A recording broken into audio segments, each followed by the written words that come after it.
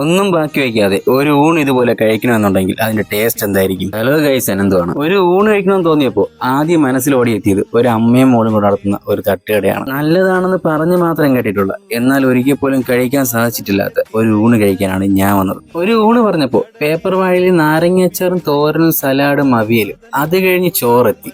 രണ്ടൈറ്റം ഒഴിച്ചുകറികളാണ് വരുന്നത്. ഒന്ന് പുളിശ്ശേരിയും അതിന്റെ കൂടെ നല്ല വീട്ടിലൊക്കെ ഉണ്ടാക്കും പോലത്തെ നല്ല തിക്കായിട്ടുള്ള സാമ്പാർ. അതിൽ നിന്നൊരു സ്പൂൺ എടുത്ത് ചോറിലേക്ക് ഒഴിച്ചു. എനിക്ക് ഏറ്റവും കൂടുതൽ ചോറിനോട് ഒഴിച്ചു കഴിക്കാൻ ഇഷ്ടമുള്ള കറിയാണ് സാമ്പാർ. ഒരു പിടി വാരി കഴിച്ചപ്പോൾ തന്നെ എനിക്ക് അതിന്റെ ടേസ്റ്റ് മനസ്സിലായി.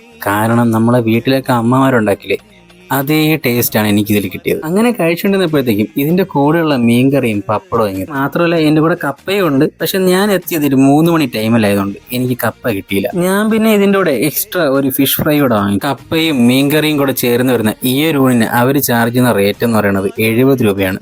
അതിന്റെ കൂടെ എക്സ്ട്രാ ഒരു ഫിഷ് ഫ്രൈ കൂടെ വാങ്ങണമെന്നുണ്ടെങ്കിൽ ടോട്ടൽ 100 രൂപയ്ക്ക് നിങ്ങൾ ഇവിടെ ഊണ് കഴിക്കും. 2-3 പേര് പറഞ്ഞു കേട്ട അറിവിലാണ് ഞാൻ ഈ കടയിൽ എത്തിയത്. അവർ തന്ന ഹൈപ്പ് ഒട്ടും തന്നെ ഇവിടെ കുറവ് തോന്നിയില്ല. നമ്മൾ വീട്ടിൽ നിന്നൊക്കെ കഴിക്കുന്ന അതേ ഫുഡിന്റെ ടേസ്റ്റ്. കാരണം ഇത് ഉണ്ടാക്കിയത് ഒരു അമ്മയാണ്. ഈ ഒരു 2 ഇല കണ്ടാൽ നിങ്ങൾക്ക് മനസ്സിലാവും ഇതിന്റെ ടേസ്റ്റ് എത്രത്തോളം ആണെന്ന്. വൈകുന്നേര സമയങ്ങളിൽ നല്ല എണ്ണപ്പലഹാരവും ചായയൊക്കെ ഉണ്ട്. അതുപോലെ നമ്മൾ വന്ന സമയത്ത് നല്ല നെയ്യപ്പം ചുട്ടുകൊണ്ടിരിക്കുന്ന സമയമായിരുന്നു. പാചകത്തിന് വേറെ സ്റ്റാഫോ കാര്യങ്ങളോ ഒന്നുമില്ല. ഈ അമ്മയും അമ്മയുടെ മോളും കൂടെയാണ് പാചകം എല്ലാം ചെയ്യുന്നത്.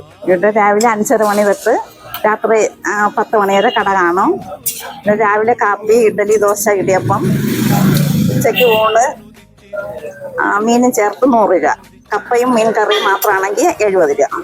വൈകുന്നേരം ചായ, വട, ചിലപ്പോൾ ദോശ കാണും, ചിലപ്പോൾ കാണൂല. അപ്പോൾ ഈ സ്പോട്ട് ഇഷ്ടപ്പെട്ടു കഴിഞ്ഞാൽ നിങ്ങൾ അവിടെ പോവുകയാണെന്നുണ്ടെങ്കിൽ എന്റെ വീഡിയോ കണ്ടിട്ടാണ് വരുന്നത് പറഞ്ഞാൽ എനിക്ക് സന്തോഷവും അവർക്കും സന്തോഷവും. അപ്പോൾ സ്പോട്ട് വന്നിട്ട് നമ്മുടെ വിളപ്പിശാലയിൽ നിന്നും കാട്ടാക്കട പോകുന്ന വഴിക്ക് പുറ്റിമേൽ കോണം ജംഗ്ഷൻ, നന്ദ തട്ടുകട.